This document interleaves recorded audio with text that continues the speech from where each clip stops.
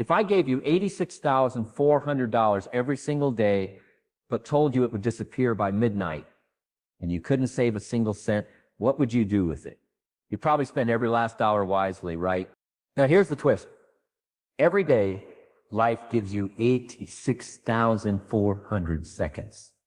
And just like the money in that story, any second you don't use vanishes forever. Gone. No refunds, no rollovers. Yet somehow most of us treat time like it's unlimited, like we can afford to waste it on things that don't matter. We scroll, we delay, we drift, we tell ourselves someday while life quietly moves on. But here's what most people don't realize. Time is more valuable than money because money lost can be earned back. Time, it never returns. And those who truly succeed in life aren't the ones with the most talent or luck or even knowledge. They're the ones who master their time. In this video, we're going to uncover the hidden time traps that are silently stealing your future, the ones you don't even realize are there.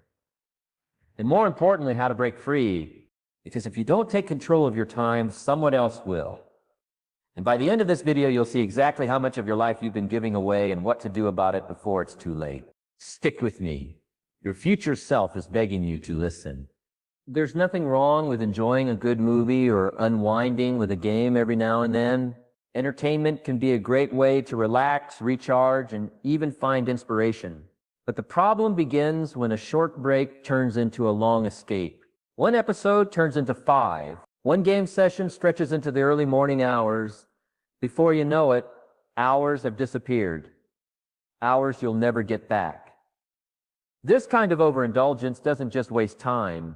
It eats away at your focus, your momentum, and your goals.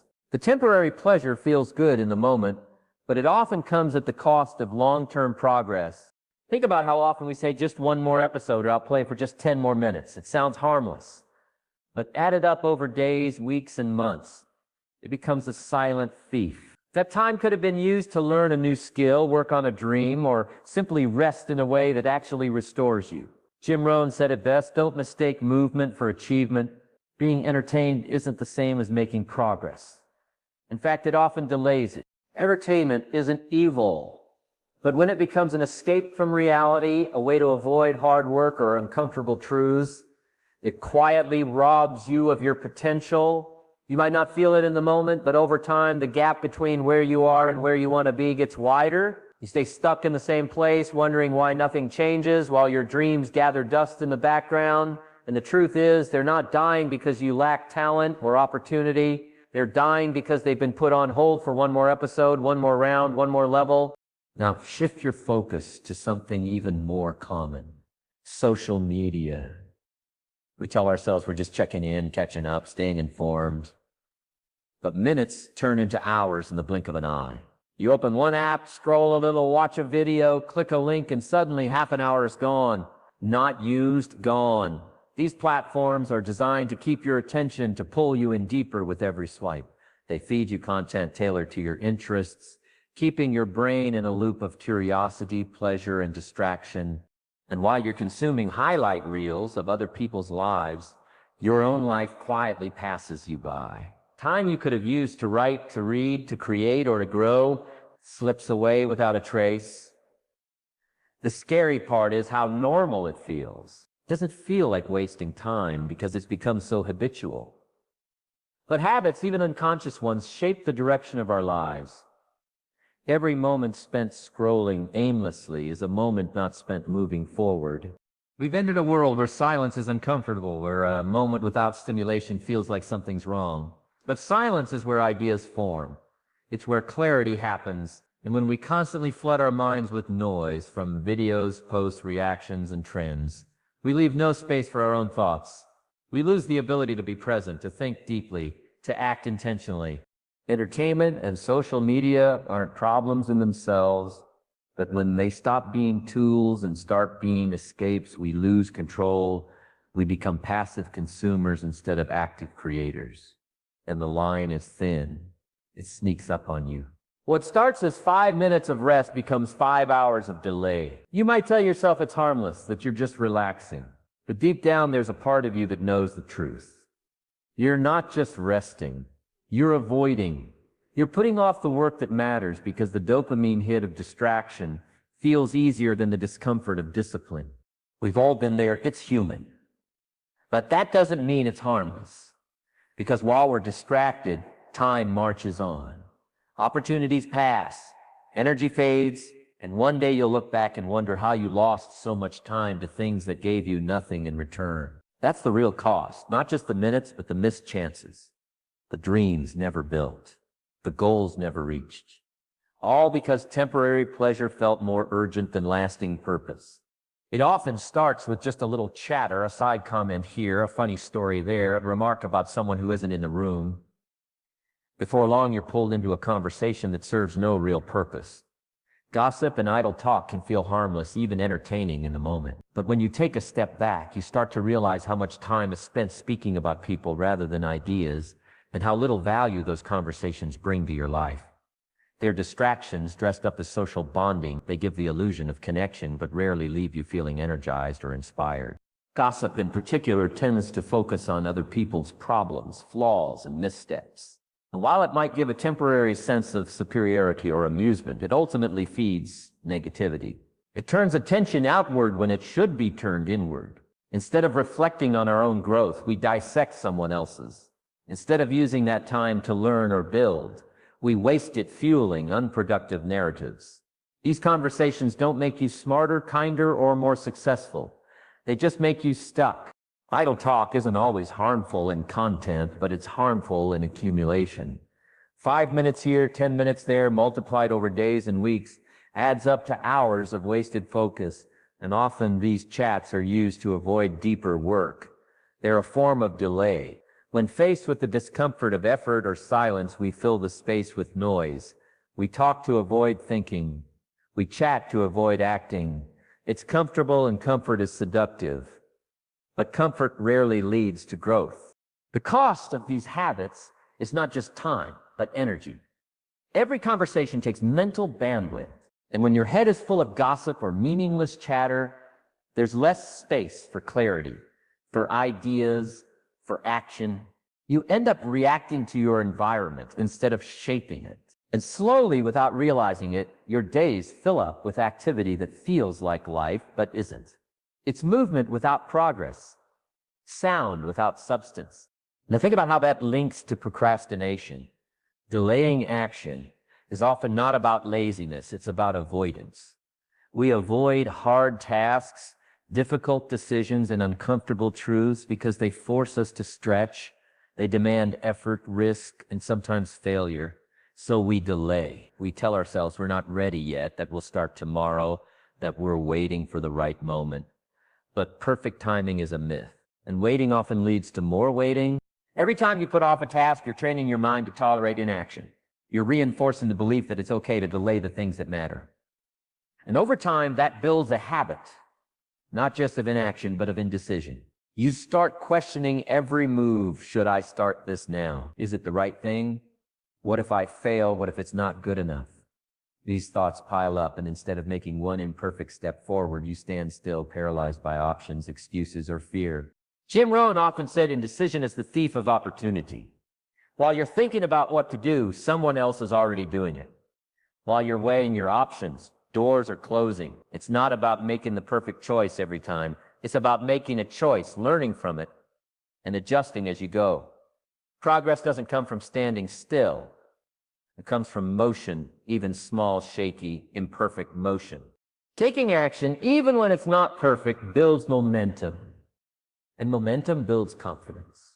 The more you act, the less room there is for overthinking. The more you decide, the more capable you feel. And that capability becomes a foundation. One decision leads to another. One finished task opens the door to the next. But it all starts with action, not the plan, not the intention, but the actual doing. When you spend your time in idle talk or stuck in indecision, you stay in a loop. Talking, waiting, planning, but never moving. And life rewards action, not intention. You don't get results from the conversations you had about your goals. You get results from the work you did in silence while others talk. It's not glamorous, but it's powerful. Some people say yes so often they forget what they were trying to say yes to in the first place. It starts with good intentions, Helping a friend, joining a meeting, taking on one more task at work. You want to be helpful, supportive, dependable. But every time you agree to something new, you commit your time and energy. And those are two things you can't stretch forever. Before long, your calendar is full, your mind is scattered, and your goals are buried under everyone else's priorities. Saying yes to everything might feel like the right thing in the moment, but over time it becomes a trap. It pulls you away from your own path. Every extra task takes a small piece of your energy. Every extra meeting steals a slice of your attention. And soon your day is filled with things you didn't choose, obligations that don't align with your values or your vision. The result isn't productivity, it's burnout. You're busy but not fulfilled, tired but not moving forward. Doing everything yet completing nothing that truly matters.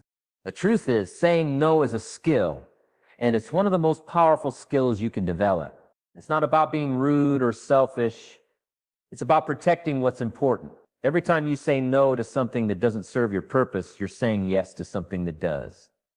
You're making space for deep work, rest, focus, and growth. You're keeping control of your time instead of giving it away piece by piece. Many people fear saying no because they think it will disappoint others, but constantly saying yes eventually leads to disappointing yourself. You run out of time for the things that matter most, your health, your learning, your goals. And ironically, when you're stretched too thin, you can't even give your best to the people you were trying to help in the first place. A tired, stressed, overwhelmed version of you isn't truly present.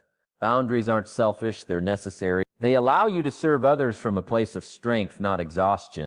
And underneath this pattern of overcommitting, there's often a deeper issue, a lack of clear goals. When you don't know exactly what you're aiming for, everything feels important. You become reactive instead of intentional. You say yes to every opportunity, every request, every distraction, because you don't have a solid filter to separate what matters from what doesn't. Clear goals give you that filter. They help you prioritize. They give your time direction and your actions purpose. When you know where you want to go, it becomes easier to say no to what leads you off track. You stop trying to please everyone and you start focusing on building something meaningful. You stop drifting and start steering. You stop wondering what to do and you start doing it. Goals don't have to be grand or complex. They just need to be specific and honest. A clear goal can be as simple as write 1 page a day or spend 1 hour learning a new skill. The key is that it points you forward and gives your time structure. Without goals, you live in reaction. With goals, you live with intention. The most successful people don't do everything. They do a few things with focus, depth, and consistency. They say no often, not because they're mean, but because they know what matters to them. They protect their time like it's gold, because it is. And they set goals that push them, guide them, and remind them of what they're really working toward. It's not always easy to say no. It's not always clear what your goal should be. But the moment you start asking, is this helping me move forward? Is the moment things begin to change. You stop measuring your day by how much you did and start measuring it by how much closer you are to where you want to be. That shift from scattered to focused, from people-pleasing to purposeful, makes all the difference. Waking up and diving straight into the day without a clear plan might feel spontaneous or even freeing. But more often than not, it leads to distraction, stress, and scattered effort. When you don't know exactly what you're supposed to be doing, the world fills in the blanks for you. Notifications, emails, urgent but unimportant requests, they all rush in and take control of your time. Suddenly the day isn't yours anymore. It's running you instead of the other way around. Planning your day might seem simple, even unnecessary to some, but it's one of the most powerful habits you can build. When you take just a few minutes to decide what you'll focus on, what matters most, and how you'll use your time, you create clarity. You give yourself a roadmap, even if it's a simple one. And that roadmap acts like a filter. It helps you say no to distractions and yes to priorities. You no longer move through your day on autopilot. You move with purpose. It doesn't have to be complicated. You don't need to schedule every minute or build a rigid structure, but you do need to decide what's important. Without that decision, your day becomes a collection of random tasks and half-finished thoughts. You bounce from one thing to the next without ever going deep or making real progress. Hours pass, and at the end of the day, you feel tired, not because you worked hard, but because you were constantly reacting.